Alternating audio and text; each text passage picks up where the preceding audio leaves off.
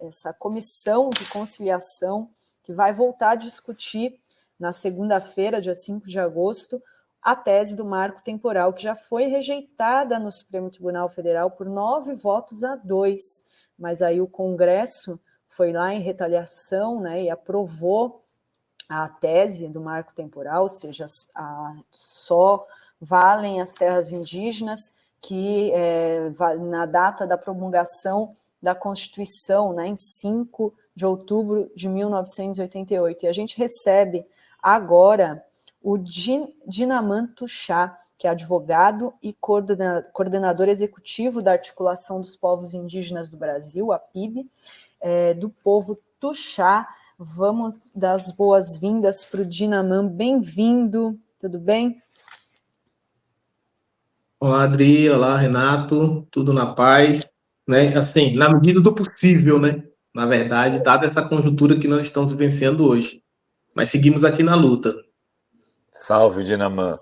Deixa eu te perguntar assim, eu queria que você contasse um pouco do contexto, porque muita gente parou na questão do marco temporal na página da votação do Supremo. Então a gente acompanhou, quem acompanhou meio que até ali. Mas há novidades, e eu queria que você desse uma atualizada para a gente, Dinaman. Então, falar aqui de forma bem sucinta, né, e para poder esclarecer que realmente, não só para o público em geral, né, mas também para as comunidades indígenas, gera uma certa dúvida, mas como é que pode? Assim, o Supremo já tem uma decisão, né, o Congresso cria uma lei em retaliação à decisão do Supremo, né, de fato, o que houve foi, o Supremo, no mês de setembro, através da RE do Povo Choclen, né, rejeitou essa tese do marco temporal, como já foi dito aqui por Dri, por 9-2, né? E, em retaliação, foram criadas 2 medidas. Eles fizeram 2 ações naquele mesmo período. Foi acelerar, né, o processo de criação de uma lei, que hoje é a Lei 14.701, que traz um pacote de maldades, entre eles a tese do marco temporal, que, diga-se de passagem, por ser uma lei complementar, né, ela é inconstitucional porque fere o texto constitucional, tendo em vista que nosso texto constitucional não tem essa regulamentação, não consta lá a tese do marco temporal. Só que eles sabem que a lei é inconstitucional, no mesmo dia, eles criaram a PEC 48. E essa PEC 48 é justamente para incluir no texto constitucional a tese do marco temporal. Diante disso, pela sua inconstitucionalidade, que nós já afirmamos isso, inclusive juristas, né, de todo mundo apontam a inconstitucionalidade, eles começaram a fazer a movimentação, né, através do senador Irã, a movimentação no Senado para aprovação da PEC para alterar o texto constitucional e incluir o marco temporal no texto constitucional. Pois bem, diante dessa disputa, por assim dizer, né, inclusive no campo jurídico, com vários embargos à decisão, né, do Supremo, a ADI que nós ingressamos, ação direta de inconstitucionalidade da Lei 14.701, que infelizmente acabou sendo, né, o juiz responsável, o relator responsável, o Gilmar Mendes, que eles também, né, nas prévias da promulgação da lei, entraram com a ação direta de constitucionalidade. Né, o partido PL e o partido PP entraram com ação direta na madrugada, depois da sanção na madrugada, até antes mesmo da gente protocolar o nosso ADI. E foi aí o juiz prevento, foi o Gilmar Mendes, que se somou, né, tanto a ação direta de constitucionalidade como a ação direta de inconstitucionalidade, e as duas se encontram, né, sobre a responsabilidade do relator, que é Gilmar Mendes. Pois bem, e aí, entre essa discussão, entrou vários outros debates, como a mineração em terras indígenas, ações que envolvem empreendimentos, os embargos, e dado essas inúmeras ações sobre povos indígenas, Gilmar Mendes reúne essas ações e fala que agora nós vamos criar uma Câmara de Conciliação com os 3 poderes para debater a tese do marco temporal, como também, né, outros assuntos, principalmente empreendimentos e a flexibilização de mineração em terras indígenas. Então, cria-se uma Câmara de Conciliação com membros do Executivo, do Judiciário e do Legislativo, Câmara e Senado, para debater justamente, né, uma tese que, no nosso entendimento e no entendimento atual do STF, é inconstitucional. mas, infelizmente, eles criaram mecanismos e formas para tentar aplicar essa tese, mesmo ela ferindo o nosso texto constitucional. E, Dinaman, e o que está valendo agora? Porque foi sancionada no Congresso essa tese. E os povos indígenas já estão sofrendo os impactos desse absurdo inconstitucional, porque assim, né, já voltar para o Supremo já é uma aberração, né? Porque se já foi declarado inconstitucional, já deveria ter sido, né, finalizado o assunto aí, né? Que o Supremo seria o guardião da Constituição.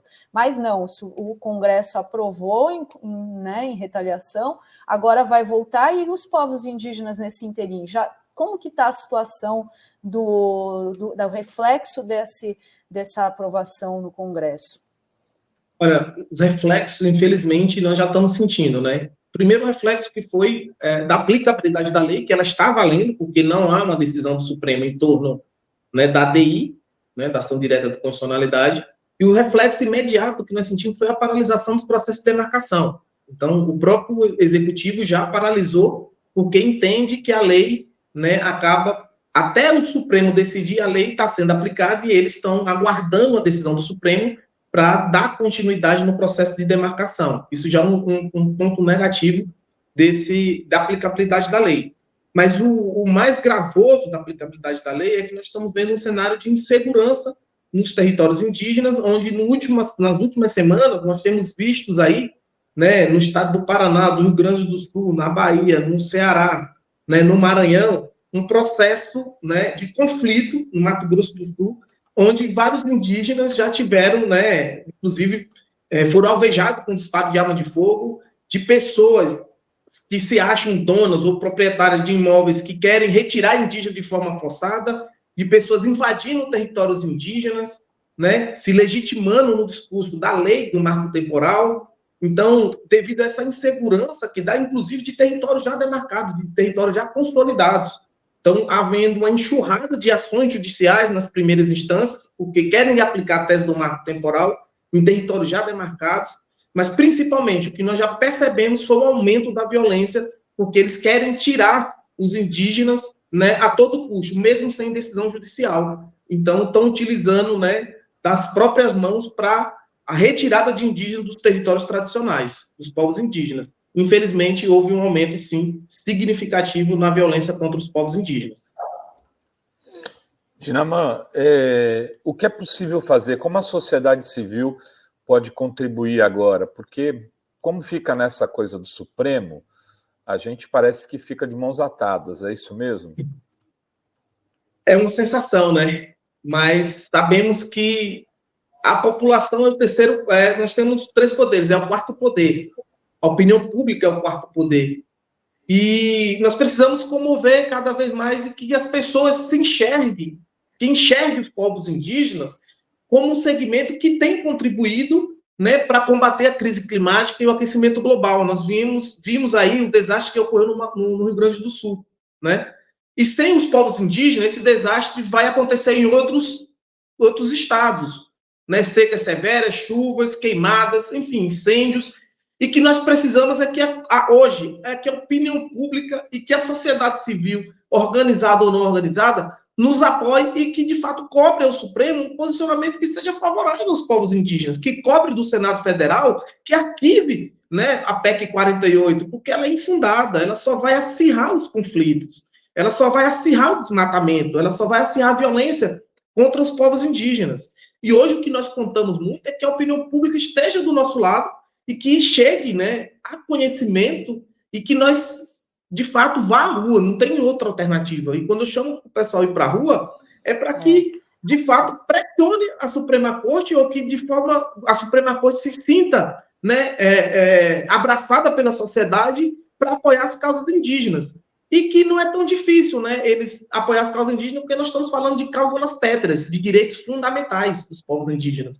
Eles só estão resguardando e só irá resguardar o direito dos povos indígenas que está previsto no nosso texto constitucional, né? Então, para que a sociedade comece a se manifestar, né, a favor dos povos indígenas e cobrar do Supremo, de fato, que ele se cumpra com sua função, que é a proteção dos direitos constitucionais de toda a sociedade, não só dos povos indígenas, né? E fortalecer a nossa democracia. Muito bem, já é segunda-feira, gente, então é assim, é urgente, né, o campo progressista se mobilizar em torno, né, dessa pauta, porque, como o pessoal está dizendo aqui, nós somos os invasores, né, né, não é? A gente deve aí muita coisa aos povos indígenas, inclusive essa questão climática que você falou, né, Dinaman? A situação só não é pior no Brasil porque temos os guardiões das florestas, né, os guardiões da natureza, que são os povos indígenas, né, Dinaman? Sem dúvida, Adri. Eu acho que nós temos um papel fundamental, né? Isso é reconhecido dos principais universidades do mundo, né? Que os povos indígenas hoje têm 82% da biodiversidade do mundo está dentro dos territórios indígenas. Isso demonstra a nossa capacidade de proteção, né? De preservação, de cuidado.